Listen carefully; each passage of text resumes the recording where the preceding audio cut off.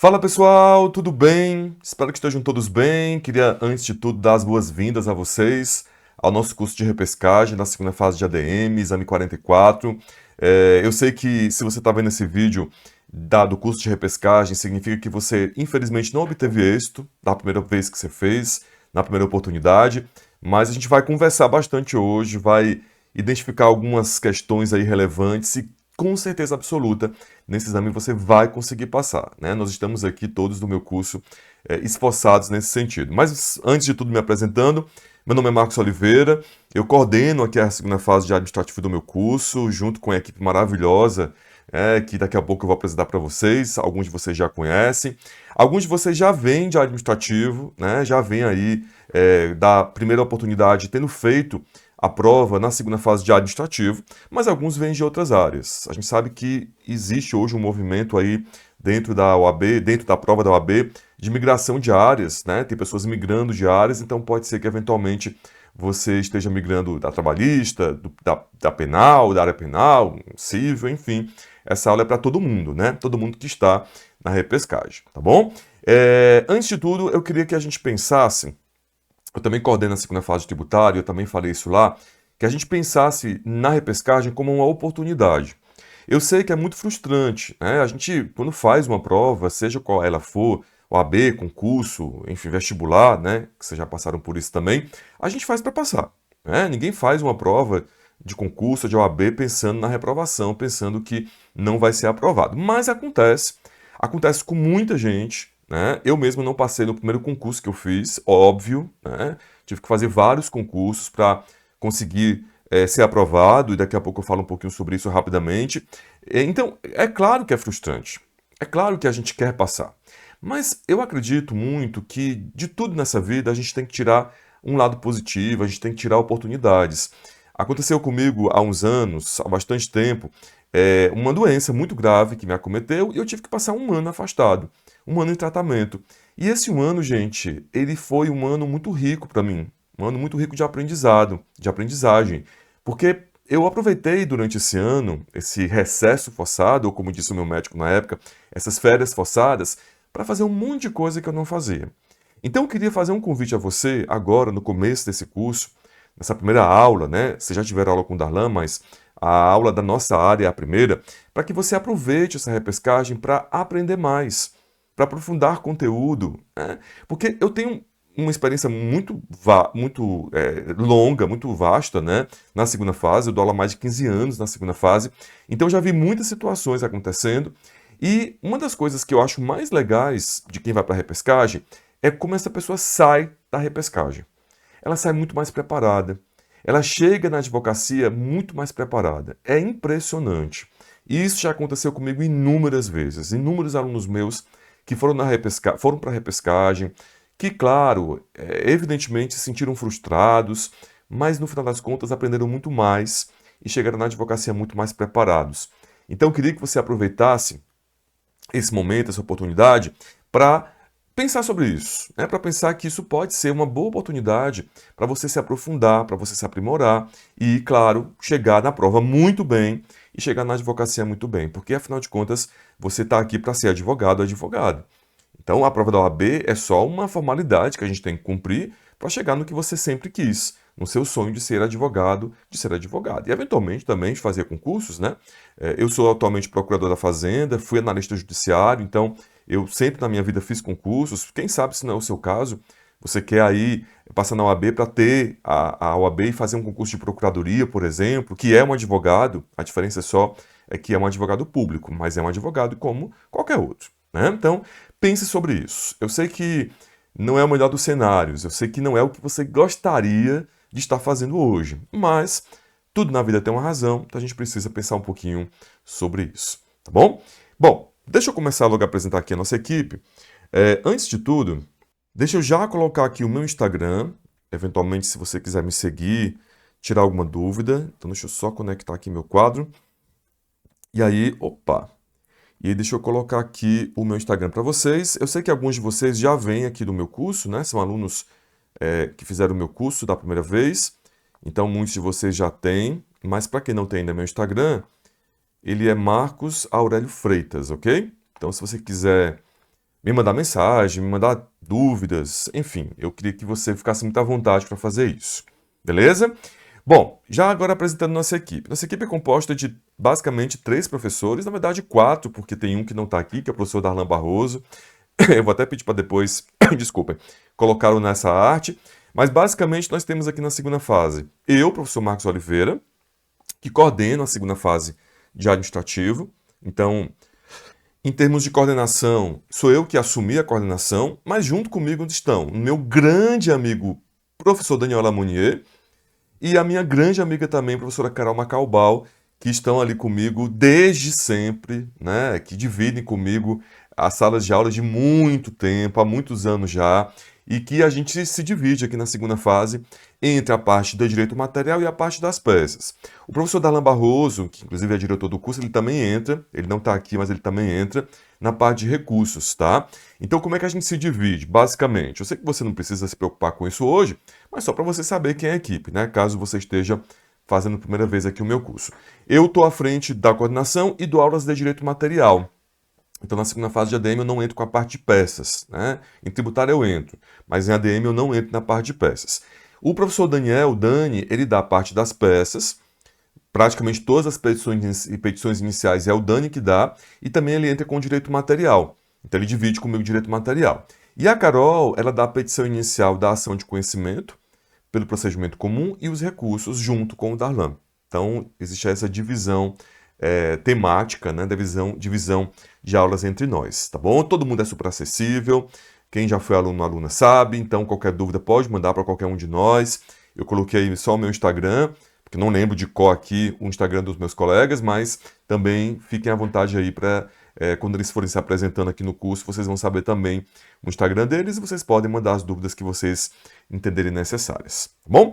Bom, como é que funciona o nosso curso de segunda fase de administrativo? Eu sempre falo, gente, que um curso de segunda fase, ele não pode ter só um elemento. Um curso de segunda fase, jamais ele pode ter, por exemplo, só videoaula. Ou jamais ele pode ter, por exemplo, só simulado. Tem que ser um conjunto, tem que ser um combo. Mesmo que você esteja na repescagem, ou seja, mesmo que você já tenha aí uma experiência anterior na segunda fase, né, a primeira vez na segunda fase, é sempre importante que você faça um curso bem completo. Porque é sempre importante que a gente consiga mapear, que a gente consiga sondar alguma falha, alguma dificuldade que você tenha. E essa dificuldade pode estar no treino, essa dificuldade pode estar na teoria, pode estar em vários aspectos. Então, é muito importante que você, ao aderir a um curso de segunda fase, faça isso de uma maneira consciente, claro, né? E de acordo com a equipe, claro, mas de maneira completa.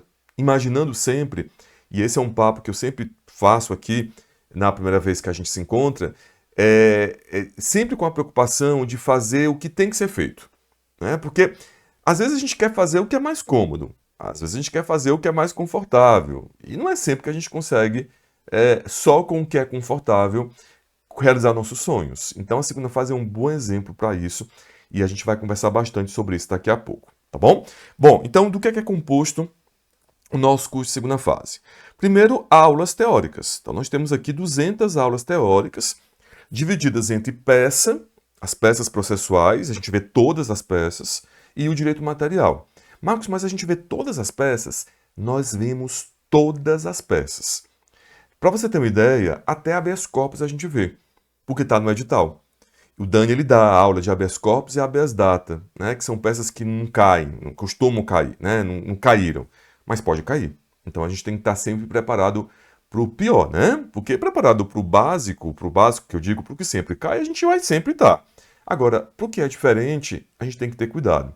E o exame de ordem ele vem mostrando que, às vezes, em algumas áreas, não em administrativo, mas em algumas áreas ele vem dando umas escorregadas, né? Ele vem dando umas rasteiras nos candidatos. Não é o caso de administrativo, então podem ficar tranquilos, mas em algum momento pode ser que aconteça alguma rasteirinha, alguma rasteira na nossa área. Então, cuidado com isso, tá bom? Então, são 200 aulas divididas aí entre processo, as peças processuais e o direito material. Temos também 8 simulados. E aqui a gente começa a deixar o papo um pouquinho mais sério. Até eu iria falar sobre isso depois, mas e vou falar de novo, mas já vou me antecipar aqui. É muito comum, gente, na segunda fase, os alunos não quererem treinar. o que é algo muito equivocado, o que é algo muito estranho. Porque se você vai fazer uma prova que é prática, uma prova em que você vai ter que escrever, obviamente que você não vai passar se você não treinar. E eu gosto sempre aqui de comparar com os jogadores, com os atletas, com os nadadores. Você imagina que um atleta vai fazer uma prova de atletismo sem nunca ter calçado o tênis que ele vai correr? A gente mesmo, quando vai às vezes para uma atividade física, né? Se a gente for com um tênis que a gente nunca calçou, vai dar calo, vai incomodar. Nós não nos sentimos confortáveis. E esse é o grande problema. Você precisa chegar na prova confortável. E esse conforto, gente, ele só vai ser obtido, você só vai se sentir dessa forma se você treinar. E é impressionante como eu passo o curso todo dizendo, gente, tem que treinar, tem que treinar. Lá no grupo do WhatsApp que a gente tem, se você não estiver ainda no grupo, manda para mim mensagem que eu te mando o link. No grupo eu falo o tempo todo, gente, tem que treinar, tem que fazer simulado, hoje tem simulado, não deixem de fazer o simulado. Mas mesmo assim tem muita gente que acaba não fazendo os simulados. Tem gente que faz, mas faz uma parte, o que não é o ideal, mas pelo menos faz alguns simulados, mas tem gente que não faz nenhum simulado. E a tendência de quem não treina, quase que absoluta, é não passar. Então, o primeiro questionamento que você precisa fazer nesse momento, e eu sei que é chato pensar sobre isso, mas eu estou aqui também para provocar vocês, é você se perguntar: eu treinei? Será que realmente eu treinei? E se eu treinei de maneira correta? Porque tem muita gente que faz simulado e faz em 6, 7 horas. Isso não é simulado. Porque o simulado tem que colocar você numa situação idêntica da prova. Idêntica não, né? Mas numa situação semelhante à da prova. Se você vai fazer a prova em 5 horas, não faz sentido você fazer seu simulado em 6, 7 horas. Ou fazer o seu simulado picado, que é aquela pessoa que começa de manhã, faz a peça, aí sai, vai no shopping, almoça, toma caipirinha, volta depois e faz as 4 questões, ou faz 2 questões, e aí vai para a igreja e volta e faz mais 2 questões. Não, gente, isso não é simulado. Né? Simulado é você simular a prova. Simulado é você se colocar numa situação semelhante à da prova. Então não faz sentido fazer isso. Ah, mas eu fiz todos os simulados. Mas você fez assim? Ou você fez do jeito que é feito na prova? Porque na prova você não vai poder sair. Né? Chegou ali, sentou 5 horas de prova. Então tem que fazer simulado. E tem aluno que resiste muito a isso. Por quê? Por que as pessoas resistem tanto a fazer simulados?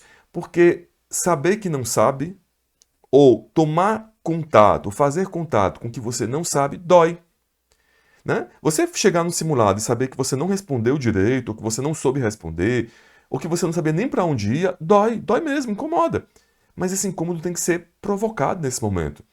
Porque se você não souber o que você não sabe, você vai descobrir isso na hora da prova. E aí você vai reprovar. Então a gente precisa antecipar os conflitos, né? Antecipar os danos, melhor dizendo. É muito melhor que você saiba o que você não sabe antes do que você descobrir isso na hora da prova. Então é muito arriscado. Eu dou aula na segunda fase há muito tempo, há quase 20 anos, e eu conheço só um caso de conhecer mesmo, de uma pessoa, de um aluno, que passou na prova sem fazer nenhum simulado. É muito raro isso acontecer.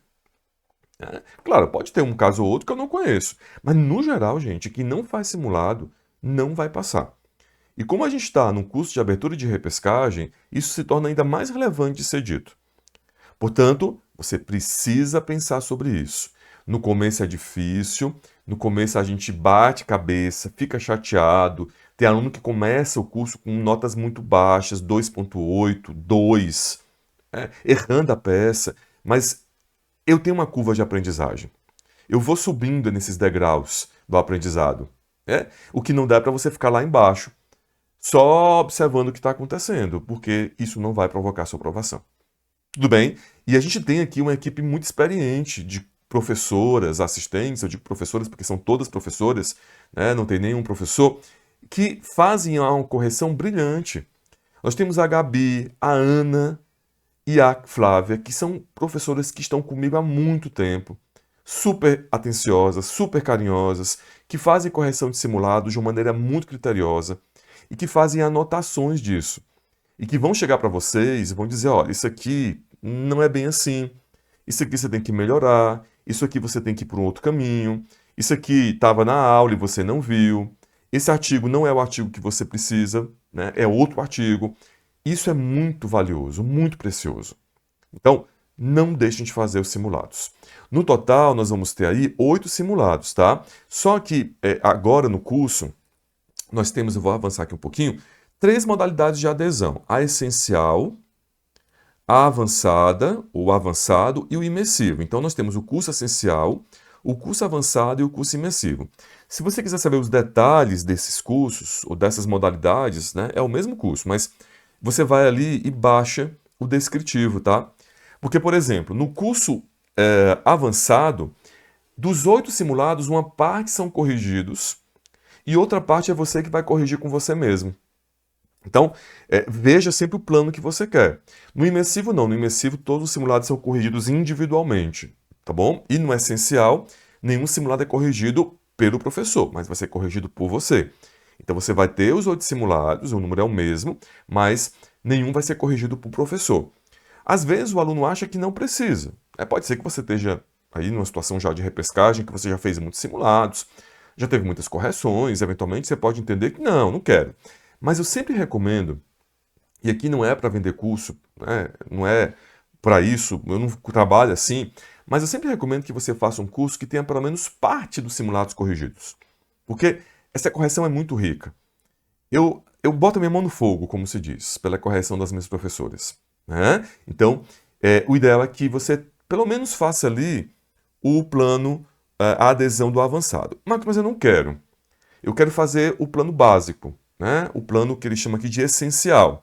Tudo bem. O importante é você fazer o simulado. O que você não pode fazer é se matricular no curso e não fazer simulado. Aí não pode, gente. Aí realmente é um tiro no pé.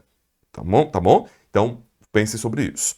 Além disso, além dos 8 simulados, nós temos 15 provas corrigidas. O que são essas 15 provas corrigidas? Aqui no meu curso, vocês vão ter lá na rota de vocês, no BIP, né? A gente chama BIP, que é o bonequinho aqui, o robozinho do meu curso, chama BIP. Vocês vão ter lá na rota de vocês uma rota auxiliar, chama rota auxiliar, com as provas, as 15 últimas provas corrigidas. Então, por exemplo, nós estamos no 44. Se você quiser saber como é que foi a prova do exame 40, você pode ir lá e ver a correção daquele exame na parte da peça e as 4 questões. É uma forma de você, primeiro, saber como é que cai aquele tema. Então, por exemplo, você viu a aula de mandado de segurança, você viu a aula de ação civil pública, a aula de ação popular, você vai lá, pesquisa, eu vou mostrar para vocês daqui a pouco as peças que caíram, pesquisa na tabelinha que eu vou mandar para vocês e vê quando é que caiu aquela peça no exame. E aí você vai lá, naquele exame que caiu a peça e vê tudo corrigido. Gente, olha que beleza. Qual foi a peça que caiu? Foi uma ação popular, como caiu no 43. Né? Você vai lá, observa como é que foi a peça, como é que foi cobrado, como é que foi enunciado. E é isso. Então facilita muito. As 15 últimas provas vão estar corrigidas para você lá na sua plataforma, no seu BIP, na rota chamada Rota Auxiliar. Temos também 3 e-books e 6 provas. Fazemos a prova juntos. O que são essas 6 provas? Antes era chamado de prova simulada, só que confundia muitos alunos. Então, o Darlan optou, acredito que tenha sido o Darlan, optou por colocar 6 provas. O que são essas 6 provas? São provas que nós fazemos juntos. Marcos, então é como se fosse simulado? É como se fosse, mas não é. Porque o simulado você vai fazer em casa, você vai fazer sozinho, sozinha. Você vai baixar lá o simulado, vai pegar a folha padrão FGV, vai redigir, pesquisar primeiro, óbvio, né? Fazer o seu rascunho, redigir a peça, e a mesma coisa com as questões, só que você faz sozinho, né? Na prova, que, repito, estou até talvez fazendo o que não deveria fazer, estou repetindo a palavra que o Darlan quis abolir, nas provas simuladas, ou seja, nessas provas, nós fazemos juntos a prova. Ou eu, Darlan, ou eu, Daniel, só o Daniel, depende do exame. E aí a gente vai abrir essa prova, desculpem, abrir essa prova como se fosse no dia da prova mesmo, tanto que o caderno é igual ao caderno de prova, o mesmo padrão visual. Ler, marcar, fazer rascunho, utilizar as técnicas que a gente utiliza. Aqui nós temos 2 técnicas importantes, as PPIs, as Perguntas Poderosas de Interpretação, e a LPTP. E também a teoria das peças mestras. vamos fazer juntos isso. E aí, a partir disso, a gente vai construir, redigir juntos a peça processual e as 4 questões. Então, é de fato uma experiência sensacional. É uma das coisas que eu mais gosto aqui na segunda fase da gente, é isso. Porque é uma maneira do aluno encontrar, que o aluno encontra, de ver na prática a redação das questões e da peça. E a gente, como professor, também é importante para nós, porque a gente sente como vocês são pressionados. E como é cansativo uma prova, né? Eu saio das provas simuladas de tributário administrativo exausto, porque é cansativo. Então, mais um motivo para você treinar. Porque se seu corpo não tiver trabalhado, não tiver disposto a fazer isso, se seu corpo não tiver preparado para essa pancada de 5 horas de prova, gente, no meio da prova você vai sucumbir. No meio da prova você vai dizer, putz, não aguento mais. Tem aluno que, como não treina muito, chega com 2 horas de prova, ele está exausto. Porque ele não treinou o corpo. Ele não treinou a mão. Hoje a gente escreve muito pouco, né? Nós, de forma geral, nós escrevemos muito pouco. Eu na procuradoria só digito, né? Não tem mais processo não tem mais cota em autos, é tudo digitado, né? Tudo eletrônico. Nos meus processos administrativos em que eu atuo como procurador, é tudo digital, é tudo eletrônico. Então, a gente escreve muito pouco. Eu escrevo no meu curso quando eu dou aula, porque eu faço lousa, né? Mas no geral não escrevo tanto. A mesma coisa é você. Você escreve todo dia? A sua mão, a musculatura da sua mão está acostumada a escrever? Não está. Imagina se você deixa para treinar essa musculatura no dia da prova. Não vai rolar, gente. Não vai dar certo, né? Então, até isso a gente tem que ter um nível de atenção. Então, 200 aulas, 8 simulados, 15 provas corrigidas, 3 e-books exclusivos e 6 provas que nós vamos fazer juntos, que são essas provas de resolução conjunta, tá bom? Aqui eu também coloquei para vocês, isso aqui eu tirei do próprio site do meu curso, tá? Então, se vocês depois quiserem dar uma olhada, lá no próprio site vocês podem pesquisar e vocês vão encontrar. Então, aqui segunda fase de administrativo, aí tem os planos, essencial, avançado e imersivo, podem baixar, fazer o download dos descritivos. O curso, então, começou no dia 24 e vai até o dia 19 de outubro. O nosso curso é apenas online, né? A gente não tem curso presencial na segunda fase de ADM, infelizmente, queria muito que tivesse. E nós temos, a partir do dia 13 de outubro, uma programação de revisão, que é a semana de revisão. A gente sempre faz. Isso vale para os dois, tanto para quem está entrando agora, como para quem vai entrar depois, né? A mesma semana. É uma semana só de revisão, em que a gente revisa peças mestras, as peças processuais, revisa a parte das teses, né? A revisão de teses. Tem um dia só para treinar casos práticos e tem o Detona, que é o grande final, né? Que é aquele momento em que a gente faz ali a revisão final com vocês, tá bom? Aqui também tem os elementos do curso, né? Cronograma de estudo, prova simulada. Na verdade, não é mais prova simulada, né? Tem que tirar isso aqui. Aula com marcação de VAD, daqui a pouco falar sobre isso. Canal no WhatsApp. Quem não está no canal do WhatsApp ainda, manda para mim uma mensagem que eu incluo vocês. Central de dúvidas, enfim, um monte de coisa aí que vocês têm disponível nesse nosso curso. Bom, estamos quase acabando o primeiro bloco. E aí eu queria já começar a conversar com vocês um pouquinho sobre o mapa de teses e o mapa de peças. Essa aula ela também precisa tratar disso. As peças que caem na segunda fase e as teses que caem na segunda fase. Primeira coisa, vamos começar pela peça. A peça na segunda fase, você certamente, muita gente aqui que está vendo essa aula já vem de administrativo, né? Então talvez já saiba sobre isso que eu estou falando. A peça processual da segunda fase é uma peça muito fácil de identificar. A maior parte dos alunos não tem muita dificuldade em identificação de peça. Até porque a nossa equipe é brilhante, né? Mas também, não só por isso, principalmente por isso, mas porque o examinador ele traz palavras-chave que fazem com que você identifique de maneira fácil a peça. Na segunda fase de ADM, a gente não tem muita complicação com as peças. O nosso examinador, na minha opinião, e é a mesma opinião do Daniel, é um examinador justo, técnico, que não gosta de dar rasteira. Aconteceu, recentemente, há uns 5 exames, uma situação que muita gente viu como rasteira, mas não foi bem uma rasteira. Na verdade, quem errou a peça errou mais por falta de atenção mesmo. Mas, no geral, né, a segunda fase de ADM é uma segunda fase que tem a peça processual muito tranquila. Nesse caso, e eu vou falar para vocês, porque eu já introduzi o tema, né? Vamos falar sobre ele. Nesse caso dessa prova, eu vou até mostrar para vocês aqui qual foi o exame. O que aconteceu? O examinador, ele fez um enunciado de uma questão, aliás, da peça, com a situação de um contrato de concessão, e aí a administração pública, nesse contrato de concessão, fez a extinção indevida do contrato.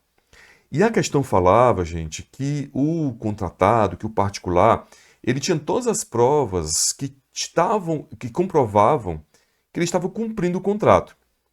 Então tinha lá um parágrafo, né, eu não trouxe aqui para vocês, mas enfim, vocês podem imaginar, tinha um parágrafo que dizia que a empresa que era concessionária, ela tinha todos os documentos, todas as provas necessárias que atestavam que ela estava cumprindo o contrato. Ou seja, a princípio, quando você lia esse parágrafo, lá no meio da peça, isso levava ou induzia o candidato a pensar no mandado de segurança, né? Porque no mandado de segurança não pode ter dilação probatória e todas as provas devem ser pré-constituídas. Então, quando seria isso? Opa, acho que é mandado de segurança. Só que no último parágrafo da peça, que vem até em negrito, o enunciado dizia que seria necessária a produção de provas, seria necessária a dilação probatória. E isso automaticamente matou o mandado de segurança. Então, muita gente criticou esse enunciado por esse detalhe, porque nós tínhamos no meio dele uma expressão, um parágrafo, que dizia que a parte, o contratado, né, o seu cliente, tinha todas as provas que atestavam o cumprimento do contrato. Mas no último parágrafo ele dizia que a ação cabível deveria ser proposta considerando que haveria de se produzir provas, que seria necessária a dilação probatória. Então, isso foi um pouco criticado. Eu tive uma aluna, a Nath, é uma aluna brilhante. Ela, na primeira fase, nossa, as aulas, ela só fazia perguntas excelentes, respondia todas as minhas perguntas. Não passou, reprovou. Porque ela se empolgou com aquele parágrafo e acabou já fazendo mandado de segurança. Tá bom? Então, o que eu quero dizer para vocês, para concluir esse bloco, é que sim, é muito tranquila a nossa peça. Só que a gente tem que ter atenção. E aí a gente vai trabalhar durante o curso, na verdade vocês vão trabalhar com o Dani, com a Carol e com o Darlan, a parte das peças, para evitar esses escorregos, para evitar essas pegadinhas. No exame passado, que foi o 43, que foi uma ação popular, estava muito na cara, né? Porque o cliente que procurava a gente, procurava o candidato, era um cidadão e haveria ali uma situação em que de violação do interesse público, né? O interesse que estava se discutindo na ação não era o interesse do cidadão em si, era o interesse da coletividade. Então isso levava à ação popular. Isso foi no exame 43, beleza? Aqui eu trouxe para vocês, para a gente acabar esse bloco, as peças que caíram nos últimos exames, tá? Então no último exame foi uma ação popular, apelação, mandado de segurança, agravo de instrumento, apelação, ação de desapropriação indireta, anulatória, ação civil pública. Esse caso do escorrego foi esse aqui, ó, foi o 37. Foi no 37 que muita gente fez mandado de segurança, mas era uma ação anulatória, era uma petição inicial de uma ação anulatória. Tema serviços públicos, caducidade do contrato de concessão. E aí a gente teve contestação, recurso ordinário, agravo de instrumento, apelação. Eu não vou ficar lendo isso tudo. Mas a gente percebe, para agora sim concluir esse bloco, que existe uma certa linha homogênea de cobrança de peças na segunda fase de ADM. Vocês veem que, por exemplo, se a gente considerar do 36 ao 43, nós tivemos petição inicial aqui, petição inicial aqui, petição inicial aqui, aqui e aqui. Então, nós tivemos 5 petições iniciais. 5 petições iniciais. E tivemos 1, 2, 3 recursos. 3 recursos e 5 petições iniciais. Ou seja, nos últimos exames, caiu mais petição inicial do que recursos. Então, pode ser que daqui, por exemplo, no 45, 44, pode ser que caia, por exemplo, um outro recurso, para dar uma equilibrada nisso aqui. Mas isso é exercício de previsão. E aí eu vou falar sobre isso no próximo bloco, porque existe uma mania de todo mundo ficar apostando em peça. E vocês exigem isso da gente, né? Mas as apostas são apenas apostas. São marteladas que a gente dá, né? A gente não crava a peça. Só que isso a gente vai conversar sobre isso no próximo bloco. Até já.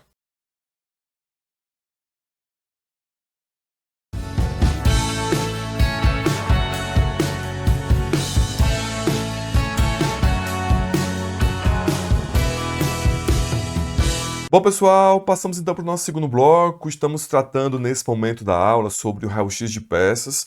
A gente sabe que a peça é algo muito preocupante para vocês, é algo que preocupa, né? Na verdade, não é algo preocupante, mas é algo que preocupa muito vocês, porque afinal de contas, se você errar a peça, você perde o exame. E aí estávamos trabalhando aí com as peças que caem na segunda fase. Bom, a gente pensa sempre, quando pensa em peça, aqui no meu curso, pelo menos, né? Na chamada teoria das peças mestras. Então, ao invés da gente ficar trabalhando com vários modelos diferentes, ou até alguns diriam decorando vários modelos diferentes, a gente trabalha com 4 modelos. As peças da segunda fase, na verdade, de verdade, se resumem a 4 grandes modelos: petição inicial, defesa, petições simples e recursos. Na segunda fase de ADM, não caem petições simples, como, por exemplo, cai em tributário. Então, para a gente aqui, as peças mestras se resumem a 3: petição inicial, defesa e recursos. Então, Marcos, quer dizer, quem já é aluno do meu curso sabe disso, né? Mas quem não foi ainda aluno tem que saber, agora logo no começo. Então, Marcos, na verdade, são 3 modelos que a gente aprende? Sim. Porque é em cima desses 3 modelos que a gente trabalha. E aí, eu, por exemplo, tomo aqui como exemplo a petição inicial. Gente, petição inicial é tudo igual. Como assim, Marcos, tudo igual? A estrutura é toda igual. Na segunda fase do tributário, eu dou a petição inicial e eu digo: a petição inicial é como se fosse um guarda-roupa. Todo mundo, quase todo mundo, né? Todo mundo não, foi muito burguês a minha fala, mas quase todo mundo tem guarda-roupa em casa. Eu tenho guarda-roupa, você talvez tenha, todo mundo tem, entre aspas, né? Não todo mundo, mas quase todo mundo. Tem guarda-roupa, só que os nossos guarda-roupas são diferentes. O seu pode ser maior que o meu, o seu pode ter mais gavetas que o meu. Ele deixa de ser um guarda-roupa? Não, ele continua sendo um guarda-roupa, mas ele tem modelos diferentes de guarda-roupa, né? A estrutura do guarda-roupa é a mesma. Guarda-roupa é tudo igual, não é? Guarda-roupa é tudo igual, é porta e gaveta. Agora, eles podem ser mais sofisticados, menos sofisticados, eles podem ter mais gavetas, menos gavetas. Isso é uma metáfora, até infantil, que a gente utiliza para a petição inicial. Porque a petição inicial é tudo igual. O que vai mudar é o número de gavetas. O que vai mudar é que algumas petições iniciais são um pouco mais elaboradas e outras menos elaboradas. Então, se a gente pegar, por exemplo, uma ação popular, tem uma gaveta da ação popular, uma parte da ação popular, que vai ter que constar inexoravelmente, que é a legitimidade ativa. Quem pode propor ação popular? Só o cidadão. Então, lá no meu guarda-roupa, né, na minha petição inicial de ação popular, eu tenho que abrir um tópico, eu tenho que colocar uma gaveta, legitimidade ativa, para dizer, olha, a parte autora é parte legítima. Ela é cidadã, ele é um cidadão ou ela é uma cidadã. Isso, por exemplo, não vai precisar constar numa petição inicial de uma ação anulatória, por exemplo, de uma demissão. Porque lá eu não vou ter que abrir tópico de legitimidade ativa. Então a ideia, gente, um outro exemplo, né? Por exemplo, no mandado de segurança repressivo, eu vou ter que ter uma gavetinha da tempestividade. Não é? Porque tem prazo para implementar mandado de segurança repressivo, 120 dias contados do ato coator. Então, nesse guarda-roupa, nessa petição inicial, que é uma petição inicial como qualquer outra, eu vou ter que ter a gavetinha da tempestividade. Ou seja, não é que eu vou decorar várias petições iniciais. Não é que eu vou ter que, de cor, saber todas as petições iniciais. Não, você vai saber um modelo e em cima desse modelo você vai construir as suas petições iniciais. É assim que a gente trabalha aqui no meu curso. Tá bom? Cada curso trabalha de um jeito, cada um tem um método, e a gente não está aqui para criticar nem para elogiar ninguém, mas a nossa ideia é essa. Aqui no material de vocês, eu coloquei aqui no material as peças que nós trabalhamos. Então, petições iniciais, a defesa e os recursos. Em termos de petição inicial, a gente trabalha com a nomenclatura, que na verdade é o Daniel que criou essa nomenclatura, eu acho muito boa, de ações egoístas e ações altruístas. O que é a ação egoísta? A ação egoísta é uma ação em que o autor, seu cliente, ele se preocupa com o interesse próprio dele. Ele não está preocupado com o interesse da coletividade. O interesse que se discute na ação, o interesse que ele quer proteger é o próprio interesse. Ou o interesse dos seus, no caso do mandado de segurança coletivo, né? E eu tenho também as ações altruístas, que são ações em que o autor não está lá para perseguir ou para proteger o interesse próprio. Ele está lá, ele te procurou na condição de cliente para proteger o interesse da coletividade, que é o que acontece com a ação popular. Na ação popular, o cidadão é o autor da ação popular, representado por você, advogada, mas ele não está ali para defender o seu interesse pessoal. Ele não está ali para defender o interesse próprio dele. Ele está ali para defender o interesse da coletividade. Por isso que o Daniel, eu acho muito boa essa nomenclatura que o Daniel adotou, ela chama de, ele chama de ação altruísta, né? Porque o que é altruísmo? É você pensar nos outros. Que na verdade todo mundo deveria ser um pouco altruísta, né? Ou muito altruísta. Mas enfim, então na ação altruísta você vai buscar o interesse dos outros, o interesse da coletividade. Por isso que a ação popular e a ação civil pública são duas ações altruístas. No final das contas, tudo isso aqui, gente, se resume a um modelo só. Ação popular, ação civil pública, mandado de segurança, uma ação de conhecimento pelo procedimento comum, é tudo igual. É tudo guarda-roupa, só vai mudar as gavetinhas. Em termos de defesa, a gente vai ter a contestação ou a contestação acumulada com reconvenção. Sempre que cai defesa, cai só contestação. Até mostrei aqui para vocês, ó.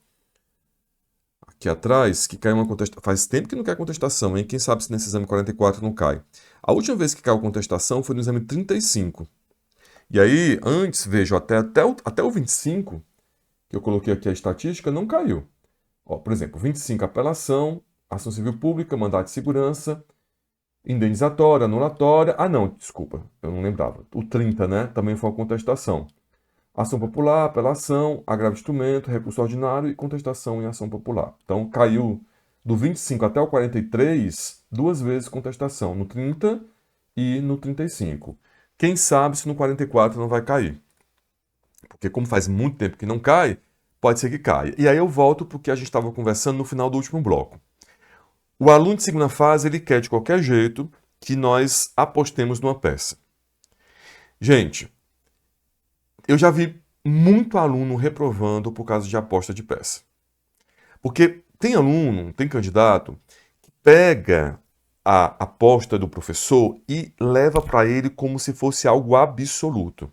Meu povo, se a gente soubesse a peça que ia cair, a gente nem poderia estar dando aula. Se o Daniel, eu, Carol, Darlan, nós soubéssemos a peça que ia cair, esquece, a gente não podia estar aqui. Então, quando a gente fala da possível cobrança de uma peça, a gente faz com base na nossa intuição e na estatística de peças. Eu já acertei várias vezes, mas eu já errei também várias vezes. O Daniel a mesma coisa, a Carol a mesma coisa. Então, não é para, quando a gente diz da nossa intuição para uma peça cair, não é para vocês se agarrarem nessa intuição e achar que é algo absoluto. Porque às vezes a pessoa fica tão induzida por aquela peça que ela tem um enunciado que não tem qualquer chance de ser aquela peça, mas ela faz. Eu tive um aluno na segunda fase de tributário, há muitos anos, eu tinha começado a dar aula fazia um tempo já, mas faz muito tempo. Na época, todo mundo estava apostando em embargos à execução fiscal. Aí o que ele fez? Ele cismou, quer dizer, ele tomou como absoluta a ideia de que ia cair embargos à execução fiscal. Não caiu embargos, ele fez embargos, nem execução fiscal tinha. Nem execução fiscal tinha. Como é que eu faço embargos à execução fiscal se não tem execução fiscal? Então, esse é o problema da aposta. Esse é o problema. Então, eu passei uns anos sem fazer aposta, sem falar palpite. Nos últimos exames eu tenho feito. No último eu não fiz. Não sei se quem está na repescagem vai lembrar que eu não fiz aposta. Eu não dei palpite. Justamente porque eu sei que é algo perigoso. Tá bom? Quando vocês forçam muito, eu vou lá e falo da minha intuição e acerto às vezes. Mas eu prefiro não falar. Eu prefiro não dar essa intuição. Porque pode ser que induza alguém a erro. Tá bom? Bom, então, A defesa, contestação e contestação com reconvenção. E os recursos a gente tem contra a sentença, apelação. Aqui eu coloquei recurso ordinário? Não, desculpa. Na verdade, espera aí, deixa eu corrigir isso aqui. Aliás, não, tem situação sim, mas aqui na segunda fase de ADM, deixa eu só explicar para vocês. Na segunda fase de ADM, geralmente, quando cai recurso ordinário, é contra acórdão, tá? Então, podem considerar isso aqui como certo, mas na segunda fase de ADM, quando cai recurso ordinário, é contra acórdão. Então, contra a sentença e apelação, basicamente, na segunda fase de ADM, pelo menos, contra a decisão interlocutória é agravo de instrumento, contra acórdão, RO, especial e extraordinário. Esses são os principais recursos. O que vem aparecendo nos últimos exames? Apelação, agravo e RO. RO, na verdade, apareceu... Vamos voltar aqui para a nossa estatística. RO apareceu a última vez... Aqui, cadê? Aqui, no 34.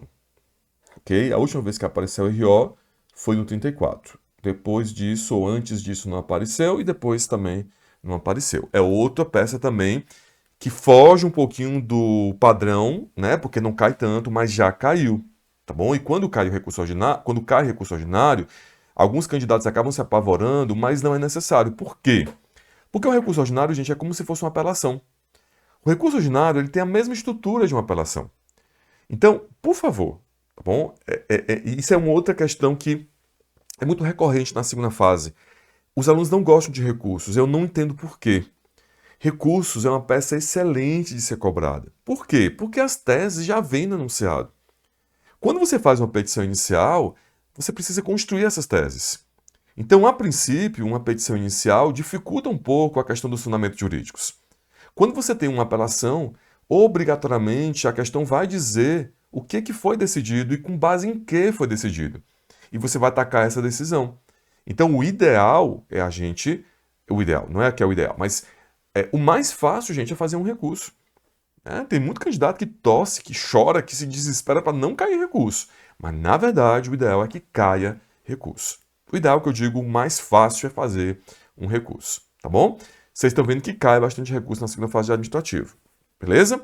Então, basicamente, são essas. Os recursos também, todos os recursos aqui, eles se resumem a uma peça só. A um modelo de peça. A única diferença é que vai ter recurso com petição única e recurso com duas petições. Por exemplo, o agravo de instrumento é um recurso com uma petição só. E a apelação é um recurso com dupla petição, que vocês vão ver isso com a Carol e com o Darlan. Mas é tudo recurso. A estrutura é a mesma, os fundamentos são muito parecidos, então aqui também vale a pena a gente pensar em termos de teoria das peças mestras. Ok? E em termos de peça também, a gente adota aqui as PPIs, que são as perguntas poderosas de interpretação. São perguntas que a gente faz sempre que a gente lê a peça e vai fazer o rascunho, porque é muito importante que na prova você não comece a redigir a peça de cara, sem ter feito um rascunho antes. Então essas PPIs vão te ajudar a se conectar com a prova, a se acalmar e não sair feito uma loucura, de forma apressada, fazendo peça, gente. Não é para fazer isso. Então, quais são as PPIs, né? Quais são as perguntas que a gente faz? Primeiro, quem é o meu cliente? Quem é o meu cliente vai ajudar pra caramba a identificar a peça, porque tem ações que só podem ser propostas por um tipo de parte. Por exemplo, mandado de segurança coletiva não é todo mundo que pode impetrar.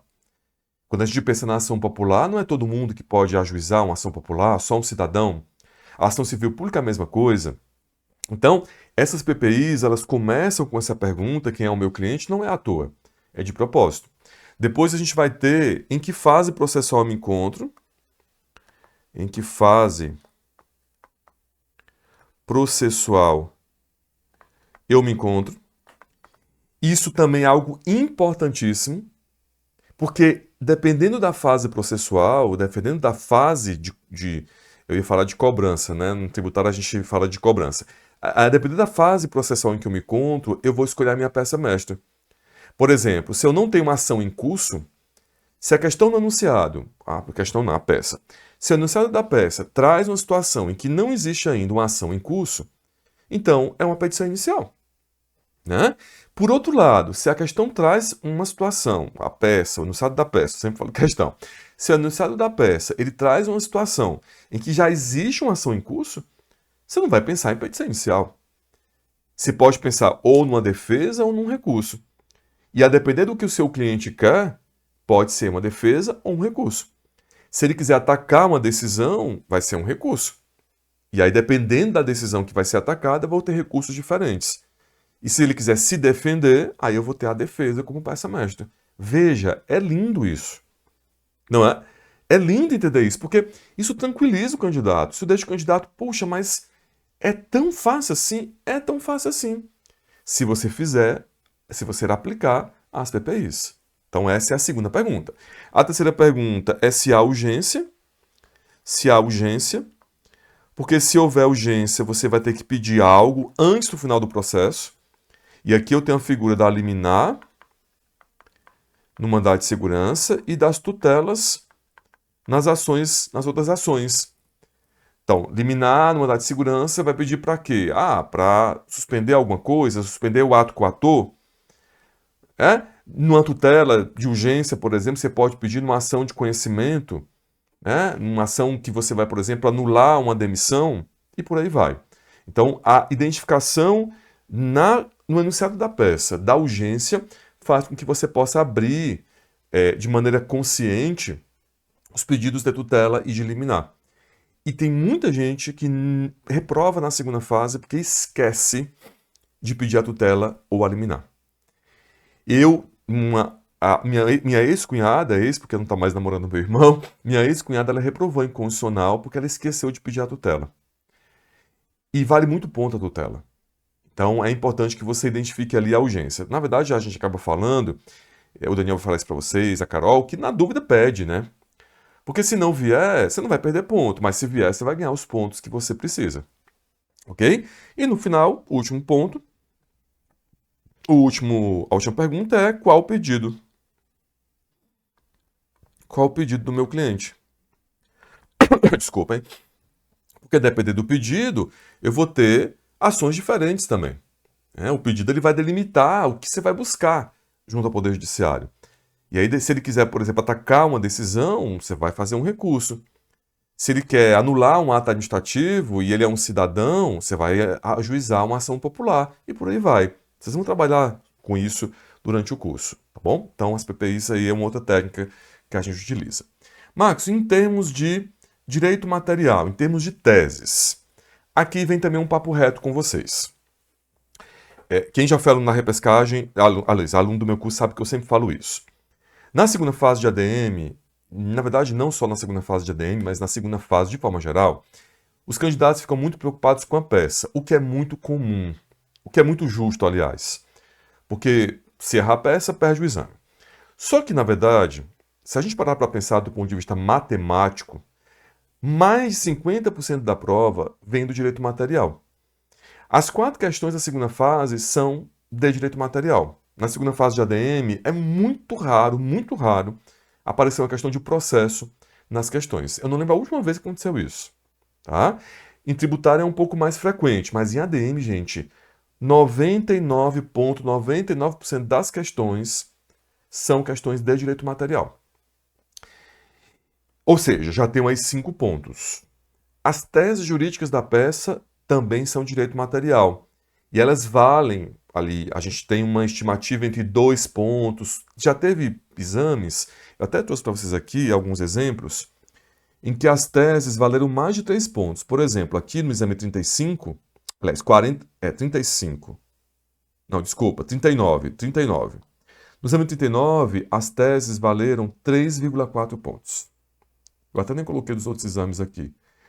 Gente, é mais da metade da peça. Quando você soma 3,4 mais 5 pontos, você tem 8,4 pontos. Ou seja, quase 90% da prova veio do direito material. Como é que você vai se dar o luxo de não estudar direito material? O direito material é o coração da prova. A peça é muito importante, muito. Só que ela é a parte menor. Ela vai definir sua aprovação, Sim, porque se você errar, você zera, mas em matéria de pontos, ela é a menor parte da prova. Por isso que eu sempre falo, e vocês podem dizer, vocês que já foram alunos, podem confirmar, eu sempre bato na tecla. Não deixem de ver as aulas de direito material, não deixem de ver as aulas de direito material, porque elas vão definir a aprovação de vocês. Aqui também eu coloquei uma estatística dos temas que são cobrados. Por exemplo, no 43 caiu o processo administrativo, aquela questão lá de decisão coordenada que eu tinha dado na revisão, né? Na véspera, antivéspera da prova, agentes públicos, lei anticorrupção, consórcio e licitação. E por aí vai. Né? Aqui a gente está com o tempo quase esgotando. Então eu coloquei para vocês todos os temas que caíram nos últimos exames. Isso aqui é um mapa estatístico. Isso aqui não está aqui por acaso. Existem temas aqui que se repetem muito na segunda fase. E vocês vão ver que durante o curso a gente dá uma priorizada nesses temas. A gente vê todos os temas, a gente consegue cobrir todo o edital, mas tem alguns temas que são mais importantes. Então a gente coloca nesses temas uma carga horária até maior. É o que acontece, por exemplo, com serviços públicos, com agentes públicos, com intervenção do Estado na propriedade privada. Tudo isso é tema que é recorrente na prova e que é tema de tese, tese de peça. Né? A gente já teve aí inúmeras teses de peça com serviços, com intervenção do Estado. No exame 42, a tese era uma tese de intervenção do Estado na propriedade privada, aquela questão da requisição administrativa. Né? Que foi uma prova. Eu confesso que o exame 42, isso, né? No 42. Eu confesso que o 43, que foi o último, me agradou muito mais que o 42. O 42 ele teve uma redação da peça que eu não gostei muito. E as teses também da peça não me incomodaram um pouco, porque foi cobrado até o Código Civil nas teses. E não é muito convencional, numa segunda fase administrativa, você cobrar artigos do Código Civil. Pode cobrar, né? Isso não causa nenhuma nulidade na prova, mas não é tão convencional. Né? 43 já foi, para mim, um exame muito mais justo. Cobrou aquelas questões ligadas ao terceiro setor, que estava na lei, eram artigos da lei, veio bastante tese, mas eram artigos fáceis da lei. Para mim foi um exame mais justo. Então aqui está os pontos, né? As teses de direito material que foram cobradas nas questões. Em matéria de teses, a gente adota aqui a teoria da LPTP. Eu até coloquei aqui uma sequência, eu vou deixar aqui, a gente vai utilizar isso outras vezes no curso, mas o que é LPTP? É uma técnica que a gente utiliza para identificar as respostas das questões. E ela também acaba valendo para as teses da peça. O que é LPTP, gente? LPTP é uma sigla que vai dizer os passos ou passo a passo para redigir as questões. Então eu tenho o L de leitura, que é o primeiro passo, o P de problemática, você precisa identificar qual é a problemática que é tratada na questão, o T vem de tema, qual o tema dessa questão, e o P vem de pesquisa. Claro que aqui nesse primeiro contato, desculpa, claro que aqui nesse primeiro contato a gente está só mostrando para vocês que existe uma técnica. Né? Então, a leitura da questão, que tem que ser uma leitura apurada, uma leitura com concentração. Geralmente a gente costuma recomendar 2 vezes a leitura, fazer os grifos, identificar as palavras-chave. A gente vê isso muito tanto no curso de treino de questões, que também vocês podem adquirir, e também nas provas simuladas, né, nas provas que a gente faz juntos. Depois, identificação da problemática. Se é uma problemática do direito processual ou do direito material. Feita a identificação da problemática, qual é o tema dessa questão? É um tema de serviços públicos, um tema de desapropriação, um tema de agentes públicos, porque é a partir do tema que você vai fazer a pesquisa. A pesquisa ela não pode ser feita sem seguir esse passo a passo. A não ser que você tenha uma outra técnica, e tudo bem, não tem problema. Mas o que muita gente faz? Lê a questão e sai pesquisando sem pensar. E sai pesquisando sem critério, sem técnica. Então, primeira coisa, gente, é ler, claro, identificar a problemática e identificar o tema. E em área administrativa a gente tem uma peculiaridade que não tem em outras áreas. Nós não temos um código de direito administrativo, como nós temos, por exemplo, um CTN da vida. é um código tributário, ou um código de processo penal, ou um código de processo civil, nós não temos um código, nós temos um VAD, né? Só que a nossa matéria de direito administrativo, ela é espalhada por várias leis. Então, o jeito que a gente pesquisa na segunda fase de ADM é muito diferente, desculpem, do jeito que se pesquisa nas outras áreas. A aula que eu dou em tributário para pesquisar é completamente diferente da aula que eu dou aqui. A técnica é a mesma. A técnica é a mesma. Mas a especificidade da nossa área, ela nos leva a pesquisar de um jeito diferente. Porque existem teses nossas, existem temas nossos que estão tratados em várias leis diferentes. Eu falo muito sobre isso, vocês vão ver que eu vou repetir isso muitas vezes no curso. Exemplo, licitação. É o exemplo clássico, o examinador ele gosta muito de dar escorregão nessa parte. Licitação. Licitação é um tema que é tratado em várias leis. Eu tenho a norma geral de licitação, que é a Lei 14.133. Essa lei ela é uma norma geral, mas ela convive com outras leis que também tratam de licitação. Então, eu tenho normas de licitação, por exemplo, na Lei 8429, de licitação não, desculpa, na 8429 não, desculpa, na Lei 8.112, aliás, desculpa, na 13.303, nossa, que enrolação, né? Na 13.303, que eu tô falando, eu estava falando licitação e pensando em processo administrativo. Voltando, então eu tenho a norma geral, só que eu tenho licitação também, por exemplo, na 13.303, que é a lei das estatais, das empresas públicas e da sociedade de economia mista. Eu também tenho licitação, por exemplo, na lei que trata dos consórcios públicos. Eu também tenho licitação na lei que trata de serviços públicos, na 8987, na 11079. Então, eu tenho que saber identificar o tema em qual lei eu vou pesquisar. E aí a gente vai ver que qual que é a ideia, o coração dessa pesquisa. Eu sempre privilegio se houver a lei especial em detrimento da lei geral. Vocês vão ver que eu trouxe vários exemplos do exame de ordem que pegaram nessa parte. A questão fala de licitação de uma PPP. Eu não vou pesquisar na norma geral. Eu não vou pesquisar na 14.133, que é a norma geral. Eu vou pesquisar na lei específica da parceria público-privada. Na lei específica que trata de parceria público-privada. Então a ideia é essa.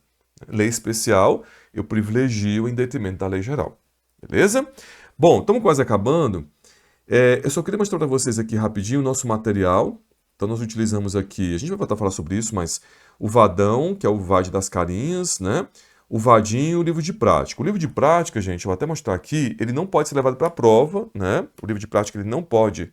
Opa! O livro de prática... Deixa eu só voltar aqui que a minha câmera deu uma bambeada. O livro de prática... Espera aí. Não vou conseguir mostrar, o nosso tempo está quase esgotando. Então, o livro de prática, a gente não vai poder levá-lo para a prova, ok? Mas ele é muito legal porque ele tem os modelos das peças. Então, aqui vocês vão ver que cada capítulo é dedicado a uma peça e cada capítulo tem sempre a teoria e os modelos. Então, é interessante. Vocês não vão poder levar para a prova esse livro, né? De prática administrativa, porque ele tem os modelos, evidentemente, vocês não podem levar, mas ele ajuda muito na preparação, tá bom?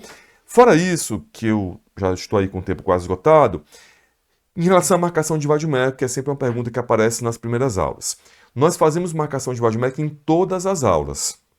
Então, aqui no meu curso, a gente não vai dar uma aula de marcação, ensinando a marcar, dizendo o que é que pode e o que não pode. Não. Vamos fazer isso dia a dia. Aula a aula. Então, Marcos, o que é que pode e o que não pode? A gente vai ver durante o curso. Na verdade, na primeira aula a gente já fala sobre isso, né? Então, o que é que pode? Pode marcar como? De caneta? De marca-texto? De lápis? Pode fazer remissão? Não pode fazer remissão? Tudo isso é visto aula a aula. A gente não joga uma aula de marcação e deixa vocês marcando sozinhos. Não, não é assim. Isso é um padrão nosso aqui. Então eu, Daniel, Carol, a gente vai lá e marca os artigos que são dados em sala de aula. Tá bom? Portanto, fiquem tranquilos, tranquilas, porque a marcação é feita durante o curso. Existem cores que a gente utiliza, mas não se preocupe que a gente vai falando aula a aula. Tá certo? Deixa eu ver se tem mais alguma coisa aqui para falar com vocês. Que eu não consegui falar. Acho que não. Aqui tem o que pode e o que não pode, mas isso a gente vai ver durante as nossas aulas. Beleza? É isso, muito obrigado pela participação de vocês, muito obrigado por nos escolherem, por acreditarem no nosso trabalho, nesse voto de confiança, que eu sei que é um momento muito importante da vida de vocês. Qualquer dúvida, mande no meu Instagram, já disponibilizei para vocês. E é isso, estamos juntos e vai dar certo, é dessa vez. A gente vai fazer o possível e impossível para que vocês sejam aprovados e aprovadas. Um abraço em todos, em todas, fiquem com Deus e até os nossos encontros. Tchau, tchau.